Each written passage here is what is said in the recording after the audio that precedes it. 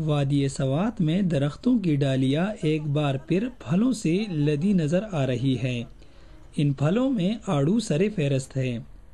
سن 2010 میں آنے والے سیلاب کے باعث ہزاروں ایکڑ اراضی پر پھیلے ہوئے آڑو کے باغات سیلابی ریلوں کی نظر ہو گئے تھے۔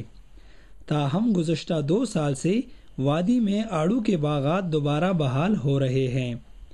بتایا جاتا ہے کہ سوات میں 4800 ہیکٹر اراضی پر آڑو کے باغات ہیں، جہاں سالانہ 60,000 ٹن آڑو پیدا ہوتا ہے، جو کہ پاکستان میں آڑو کی پیداوار کا لگ بھگ 65% ہے۔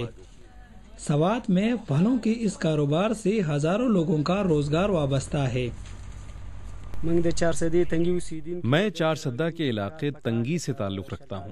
ہر سال جب آڑو کا موسم شروع ہوتا ہے تو میں سوات آتا ہوں اور یہاں 5 ماہ آڑو کے باغات میں مزدوری کرتا ہوں۔ یہ سارے باغ سیلاب میں تباہ ہو گئے تھے، مگر اب یہ دوبارہ آباد ہو رہے ہیں۔ ایک اندازے کے مطابق پھلوں کے سیزن کے دوران سوات سے روزانہ 100 ٹرک آڑو اور دیگر اقسام کے پھل ملک کی دوسرے شہروں کو سپلائی کیے جاتے ہیں۔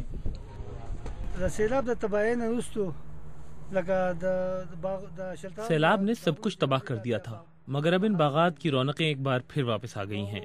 سوات کا آڑو ملک کے کونے کونے میں سپلائی کیا جاتا ہے کیونکہ یہ بہت لذیذ ہوتا ہے۔ پھلوں کا کاروبار سوات کی معیشت کا اہم جز ہے۔ وقتی تعطل کے بعد اچھے معیار کے آڑوں کی بازار میں دستیابی سے تاجر اور خریدار دونوں مطمئن ہیں۔